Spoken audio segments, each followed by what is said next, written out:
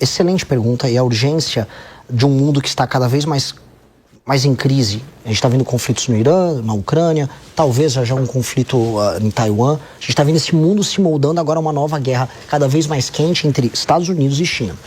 O mundo do pacto pós-45, pós-Segunda Guerra Mundial, é um mundo que está acabando. E nesse mundo o Brasil é muito fraquinho. Porque o Brasil se garantia nesse mundo multilateral, o mundo das organizações internacionais, baseado na ideia de que os Estados Unidos iam garantir a ordem liberal internacional, que os contratos iam ser respeitados, que um país não ia ser invadido pelo outro. Pois bem, isso está mudando e está mudando muito rápido. E nós estamos vendo, inclusive, os Estados Unidos, que era o antigo garantidor, falando, eu quero a Groenlândia para mim, me dá o Panamá. Invadiram e derrubaram, de maneira correta, o governo da Venezuela, mas é um vizinho. Quando a gente começa a olhar, a gente fala, olha, esse mundo está muito quente, esse mundo está começando a ficar complicado e nós não temos condições de defender o nosso território. Eu preciso lembrar uma coisa para vocês. Das nações com grande território, grande população e grande economia, e isso vai incluir a União Europeia no meio, nós temos aqui 6. Brasil, Índia, China, Estados Unidos, Rússia e União Europeia. Dessas 6 nações, e eu vou incluir a União Europeia como um conglomerado aqui, o único que não tem armas nucleares é o Brasil. O Brasil tem terras raras, o Brasil tem energia muito abundante, muito disponível e mais. Energia vai ser base para o crescimento econômico no mundo baseado em data centers nos próximos anos. Ou seja, o Brasil tem algo a oferecer para o mundo, mas o Brasil não tem como defender esse algo. Nem a própria água potável que a gente tem abundante aqui. Então, quando eu olho isso, o Brasil precisa resolver primeiro as suas próprias fraquezas, que são fraquezas fiscais, ou seja, fraquezas orçamentárias que impedem que a gente invista em infraestrutura, invista em tecnologia, que invista inclusive em tecnologia bélica, que ele possa se armar para ter um poder não de invasão, mas de dissuasão. E aí ele se recoloca no jogo. A gente não consegue imaginar que o Brasil vai conseguir se posicionar bem nesse jogo internacional, porque a posição atual do Brasil é humilhante. O Brasil não tem condição de brigar e defender seus interesses contra Estados Unidos e China num momento tenso como hoje. O Brasil fica fazendo uma dança meio ridícula. Ele tem que exportar os nossos commodities agrícolas para a China, ao mesmo tempo que os Estados Unidos falam, agora eu mando no continente, você vai ter que se realinhar aqui. E aí a gente está vendo isso acontecer. Isso vai acontecer seja o Lula, seja o Flávio, ou seja o Jair, ou qualquer um. Como se reposiciona? Ficando novamente forte. Para ficar forte, novamente, você tem que resolver a questão fiscal, as contas públicas, se tornar competitivo do ponto de vista econômico, retomar o território, investir em tecnologia, investir nas suas próprias forças armadas, saber utilizar suas vantagens comparativas como energia, terra rara, trazer através das parcerias os Estados Unidos ou qualquer outra nação para produzir semicondutor com terra rara aqui, compartilhando tecnologia com a gente, para ser um parceiro forte que os outros não possam abdicar. E aí, com base nisso, nos se recolocar como potência, que é o que a gente propõe no Livro Amarelo. Primeiro uma potência regional na América do Sul, depois uma potência para o Sul global. Renan, mas essas ideias que são corretas, elas são a médio e longo prazo, essa reestruturação do Brasil. E a curto prazo, o Donald Trump não vai ter paciência. Ele vai querer um posicionamento do Brasil. O Brasil vai negociar comigo agora terras raras? O Brasil vai apoiar ou não o conflito, que ele chama de conflito, que é guerra no Irã, né? Qual seria o seu posicionamento para agora? Porque aí seria mais um posicionamento diplomático. É bem verdade que o Brasil precisa se reestruturar para se posicionar no cenário internacional com força. Até aí nós concordamos. Sim. Mas como atuar agora no meio desse confronto diplomático? Qual a posição que o Brasil deveria adotar nesse momento? As posições, as cartinhas do Lula são bem feitas, são corretas? Não, assim, uma das coisas que o Brasil definitivamente precisa parar de fazer é se comportar como o poodle da China no cenário internacional, que é o que ele está fazendo com o governo Lula. Boa parte do problema com os Estados Unidos são das posições subalternas que o Brasil desenvolve. Tanto foi na questão do Irã, quanto na questão de Israel, antes na questão da Ucrânia. E se pintar mais algum conflito que seja do interesse, por exemplo, ou da China ou da Rússia, com o governo Lula, o Brasil vai se comportar de uma maneira que vai gerar incidentes diplomáticos dos Estados Unidos. Esse alinhamento automático com a China a gente não vai ter. Com certeza, um governo nosso não pode ter. Isso abre espaço para uma relação melhor com os próprios Estados Unidos da América. Essa relação, porém, não pode ser de sujeição, de submissão. Os Estados Unidos claramente estão interessados nas terras raras do Brasil. O Brasil tem essas reservas. Só que em quais termos isso vai acontecer? Eu vi o Flávio Bolsonaro indo para lá falando, olha, nossas terras raras podem ser úteis para você. Mas como elas serão úteis para a gente? A indústria de semicondutor fica aqui ou fica lá? Haverá compartilhamento de tecnologia? Haverá sociedade com empresas brasileiras? Os Estados Unidos, eles falam muito assim, vocês têm que tirar a China da América do Sul. Tem. Agora sim, a China compra todas as nossas commodities. A China também está querendo investir em infraestrutura no Brasil. Os Estados Unidos querem botar dinheiro no Brasil? Ou a parceria deles é só no susto, é só no medo? A gente tem que se reposicionar no jogo. E a primeira coisa é sair desse alinhamento automático que tem na China, que aí permite que a gente volte a negociar no campo de batalha. Hoje nós estamos numa posição de alinhamento automático. E alinhamento automático submisso. E essa posição a gente tem que sair definitivamente. Eu concordo que há uma inevitabilidade nas Américas em lidar com os Estados Unidos. Até porque os Estados Unidos acham que a região como um todo é uma reserva estratégica para eles. Dito isso, entendendo que eles querem ter um controle sobre essa reserva estratégica, nós somos a maior nação da América do Sul. E isso vai precisar ser respeitado e eles assim o respeitam. Como construir isso? Eu acho que passa por esse realinhamento internacional. Vai abrir um espaço de uma discussão que vai ser boa pra gente. A gente segue girando aqui os convidados com diversos assuntos, entrevistando hoje Renan Santos, que é o presidente do Missão e que deverá também disputar a presidência da República e que, se eleito, quer ter uma divisão ou rever o estado, a cidade do Rio de Janeiro. Que história é essa que o senhor quer fazer com o Rio de Janeiro? A gente quer voltar com o velho estado da Guanabara, que foi extinto de maneira inclusive inconstitucional, mas trazer o conceito de uma cidade autônoma, né? Uma ideia de cidade-estado, como existem, não estou inventando a roda, como existe na Argentina com Buenos Aires, como tem com Hong Kong, como tem com Pequim, como tem com Xangai, a ideia de uma cidade que se auto-administra, que seus recursos ficam lá, com uma zona econômica especial voltado para a área de turismo, para a área de tecnologia e para a área de produção de conteúdos, seja cinemáticos, na parte de arte e festivais e espetáculos, que torna a vocação carioca em ser uma cidade que abre as portas do Brasil para o mundo, sendo funcional. Hoje, a cidade do Rio de Janeiro, um dos grandes problemas dela é que ela é administrada por uma elite política da Baixada do interior, altamente corrupta, que não usa as potencialidades da cidade. O Brasil, em grande medida, é conhecido mundialmente por conta do Rio de Janeiro. Eu considero um erro. O Brasil é mais do que apenas o Rio de Janeiro.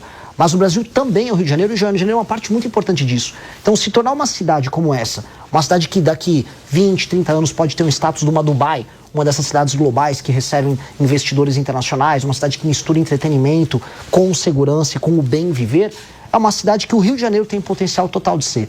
E entregar essa autonomia para o Rio de Janeiro significa reconhecer esse status especial. Até porque o Rio, verdade seja dita, ele está num lento processo de decadência desde que ele deixou de ser capital. E esse lento processo de decadência é um processo muito triste. Você vai no Rio de Janeiro, você vê a potencialidade, o mundo vê isso, mas ela nunca se realiza. Eu acho que essa seria a forma de realizar essa potencialidade do Rio. André, por favor. O senhor comentou que popularidade foi feita para ser derretida, pensando em projetos que podem ser impopulares. O senhor, pensando nisso, apoiaria o fim da reeleição? Com certeza. Com certeza. Eu acho que a reeleição foi... Somente no Executivo? No Legislativo não acho problemático. Agora, no Executivo, sim. Porque a demanda da gestão pública fica toda construída dentro de um calendário eleitoral. E você nunca consegue construir base, porque quem pode fazer parte da base política se torna seu adversário. E em 4 anos, essas ideias que o senhor disse, tanto internacional quanto no Rio de Janeiro, o senhor não conseguiria, então, executar? Em grande parte eu conseguiria, mas aí eu poderia fazer meu sucessor, que poderia tocar isso, até porque eu não tenho interesse nenhum em perpetuar no poder. Eu teria interesse em andar com essa agenda. Eu quero ser visto na história como um grande reformista. Uma pessoa que pegou o Brasil no Estado, apontou uma direção e tocou ela. E eu gastaria todo o meu capital político nisso. Todo. Sob essa perspectiva de reformista, na sua opinião, quem foi o presidente mais reformista do Brasil, se é que nós tivemos um presidente reformista até aqui? Eu poderia citar dois. Tanto o Kubitschek tinha uma imaginação de Brasil diferente, uma imaginação de desenvolvimento de nação para o Brasil, e o Fernando Henrique Cardoso. Ambos têm muitas falhas. O Kubitschek deixou uma crise econômica para os sucessores. O Fernando Henrique Cardoso era ainda um homem do tempo dele, no sentido de estar preso naquele consenso social democrático e tal. Dito isso, foram presidentes que tentaram imaginar um Brasil diferente. E isso tem algum mérito, porque a maior parte dos outros presidentes não tentaram imaginar praticamente nada. Então, eu cito os sucessores do Fernando Henrique Cardoso. Eu poderia até citar, assim, em termos de tentar fazer algo diferente, até o Collor tentou, mas depois foi apenas um vazio. O PT, até hoje, acho que esse governo do Lula, ele é o pior de todos os governos que o Lula fez, o PT parece que ficou tentando trocar o pneu do carro com o carro andando. Ele continuou com a agenda econômica do PSDB quando o Lula entrou em 2003. Aí depois, mas não vou fazer muitas reformas não vou agestar muito, vou só, vou dar um Bolsa Família aqui, vou aumentar a bancarização, vou endividar as pessoas, mete um ProUni e vê o que acontece. Na prática, eles não imaginaram um país diferente. E aí esse governo atual do Lula não tem absolutamente nada disso. Então, grandes presidentes que eu colocaria como referência, acho que especialmente o Kubitschek, ele imaginou um Brasil para além do litoral, e eu acho que isso tem um mérito muito grande. Que é o Brasil hoje que está dando certo, o Brasil do agro. Um Kubitschek hoje daria certo no Brasil de hoje? Ou foi algo muito década de 50, 60 mesmo? Havia um surto de otimismo naquela época, né? O Kubitschek, o presidente Bossa Nova. Era um período, a gente vai lembrar que o Brasil estava ganhando Copas do Mundo aos montes, né? No período que o mundo gostava de futebol. A Bossa Nova era uma das músicas mais ouvidas do mundo. O Rio de Janeiro era a Dubai da época, o lugar que as pessoas iam visitar, estrelas de Hollywood iam para lá. E aí ele transformou esse otimismo numa imaginação de um país ainda maior. Acho que há um mérito claro nisso aí. Hoje o clima é contrário, hoje o clima é negativo. As pessoas chamam o Brasil dos nomes mais horríveis possíveis. As pessoas aceitaram que o Brasil é um favelão. E eu estou tentando fazer algo diferente, que é imaginar assim, gente, o Brasil pode ser muito melhor e a gente pode reeditar essa espécie de era de ouro que a gente chegou a ter no passado, em ser um país que vende cultura, um país que se gosta, um país que é orgulhoso da sua própria cultura e que não trata os seus vícios como qualidades. Como a ideia de você ter a ideia do brasileiro ser um cachorro caramelo favelizado. Eu não quero aceitar isso. Aquele Brasil que se propunha grande na época do Juscelino tem que ser reimaginado agora. Talvez, né, o Juscelino se beneficiou do momento bom que havia na mente das pessoas. Eu quero fazer o contrário, eu quero pegar um momento ruim e transformar num momento bom. Fazer as pessoas sonharem com essa glória novamente. O senhor fez uma cena ao agronegócio e também disse agora há pouco sobre esses auxílios e ter uma dependência, né, do Bolsa Família, que isso é ruim, que o senhor incentiva que tenha uma independência, que tenha uma renda, que não seja um auxílio. E o senhor cita o agronegócio, o agro que hoje reclama que o governo não tem tido um diálogo, está faltando incentivo, falta recurso. O senhor, se eleito num cenário eleitoral, como vai ser a conversa, o diálogo com o senhor? O senhor defende incentivos para o agronegócio? O pequeno produtor no Brasil, ele está passando por um surto agora de recuperações judiciais. As condições internacionais não estão boas para a agricultura brasileira. A gente está vendo agora um cenário em que até fertilizante pode passar por um surto de escassez. Estão falando até em duplicar o preço dos fertilizantes.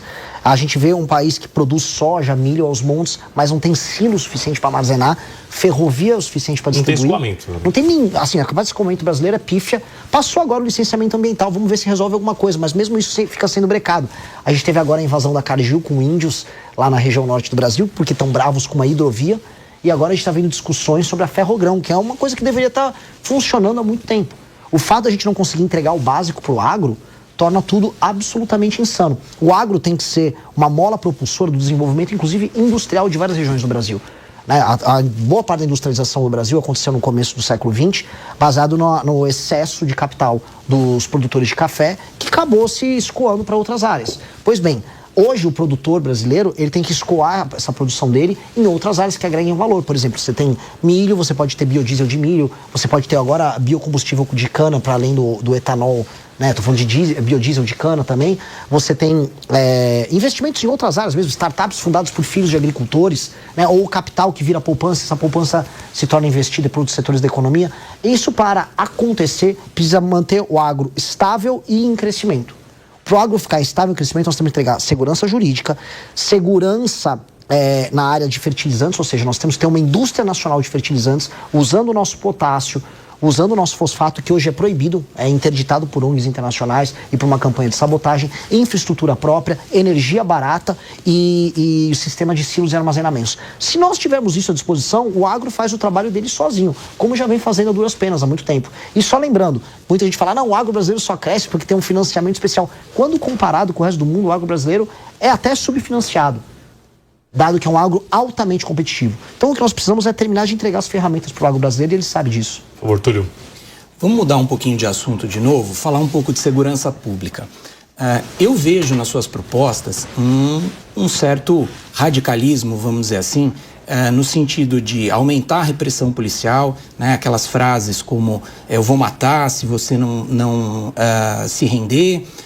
Eu vejo também uma política de encarceramento maior, que, de certa medida, hoje a gente vive um cenário de guerra, né?